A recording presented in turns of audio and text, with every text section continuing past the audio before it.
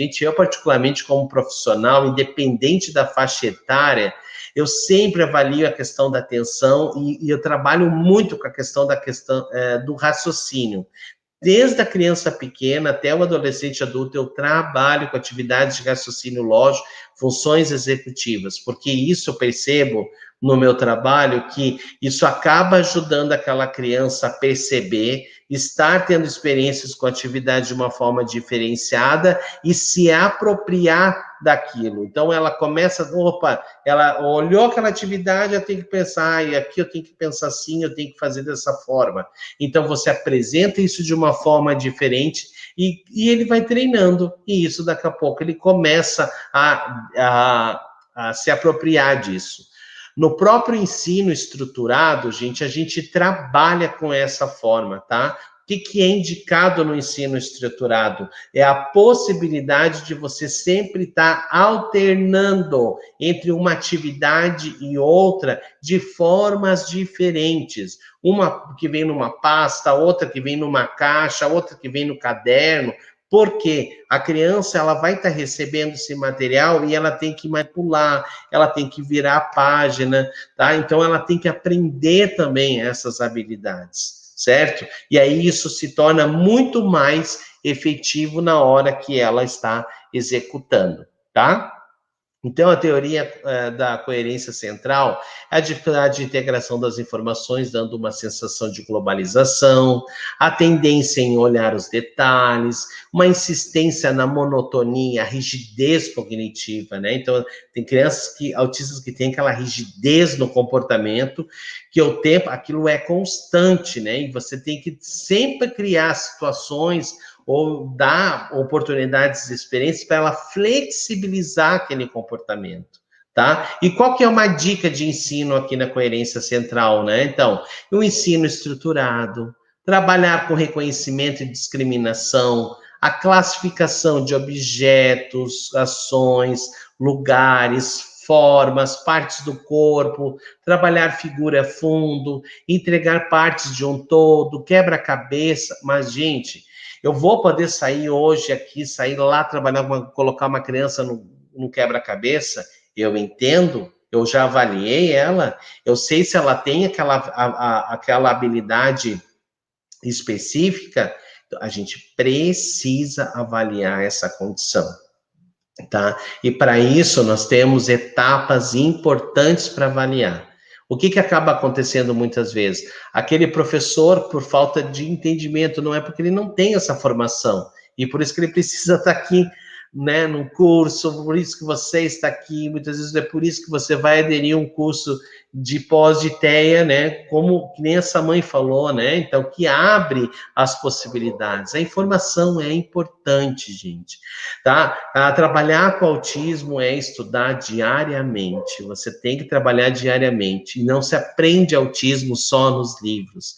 Eu gostei muito dessa professora, né, que eu acho que tem que dar os parabéns para ela, quando ela disse, um dia essa criança, o Enzo vai ser meu aluno, um dia ele vai ser meu aluno, e com certeza deve ter sido uma grande experiência na vida dela, tanto para ela quanto para ele, né?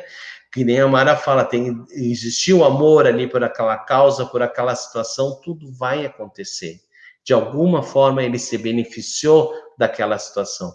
Então, se você, professor, não teve experiência ainda, está fazendo esse curso, corra atrás dessa informação, tenha a oportunidade, faça que nem a professora do Enzo uma vez fez. Eu quero ficar com o autista, eu quero me dar esses dois para mim aqui, que eu quero trabalhar com ele. É desta forma que você vai trabalhar, é dessa forma que você vai aprender, tá? Quanto à questão da teoria da mente, o que é a questão da dificuldade, gente? A dificuldade de perceber as intenções e razões do comportamento, a dificuldade de compreender as suas próprias outras emoções, a dificuldade de antecipar com seus comentários e comportamento. Então, assim, não percebe. Está acontecendo uma situação, caiu algo, né? Uma vez eu tenho que contar esse exemplo para vocês, né? Eu estava comecei a atender um adulto, e ele tinha horário de sessão, era 4 horas da tarde. E ele estava na casa, ele mora sozinho, tudo, né? E de repente acabou estourando um cano, ele mora no primeiro andar. Estourou um cano na casa, no andar de cima, e começou a cair muita água no apartamento dele. E começou a alagar o apartamento. Então, a cozinha estava praticamente alagada. Então, ele perdeu muitos móveis, ele perdeu fogão, perdeu tudo. E os pais dele moram em São Paulo, então ele mora em Curitiba. E aí, o que acabou acontecendo? Ele tinha horário comigo às 4 horas. E aí começou a cair aquele problema, caía água, caía água. O que ele fez? Não, eu vou pegar o Uber, senão eu vou me atrasar. Gente, ele deixou a casa caindo água, alagando tudo, estragando os móveis, e foi porque ele é extremamente rígido e disse, eu não posso me atrasar. Então, ele pegou o Uber e foi para a sessão e estava lá. No meio da sessão, que era bem no final, a mãe ligou e disse, ai, minha mãe está ligando, posso atender? Eu falei, pode, atende? Não, não, acho que eu não vou atender.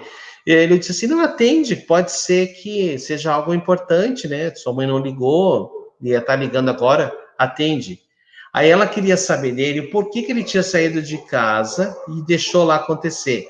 Gente, a água já estava saindo do apartamento, alagando todo o condomínio ali no início, né, na entrada, tudo, saía muita água. Óbvio que eles perderam a cozinha inteira, praticamente, os móveis todos, né, danificou muita coisa, né, e porque ele disse, mas como que você saiu e você não percebeu? Ah, eu tinha atendimento, eu não podia me atrasar, então eu deixei lá e na volta eu resolvo.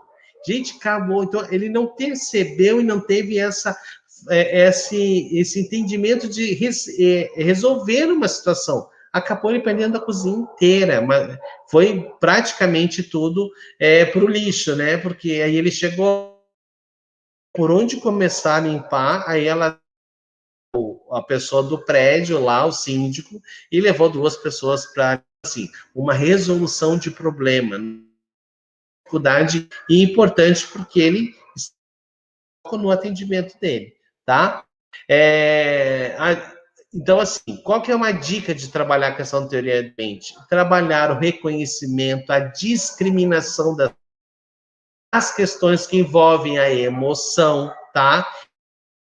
Importante, você vai trabalhando na medida que você vai dando repertório a essa pessoa.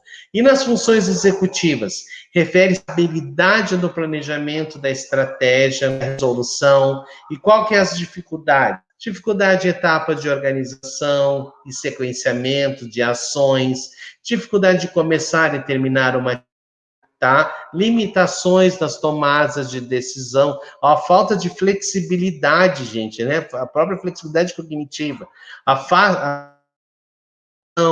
má administração do tempo. E vai referenciar as funções executivas. Qual é a dica? Trabalhar com planejamento, distintas perspectivas, mudanças de estratégias, alterar as estratégias, o autocontrole no lugar do outro.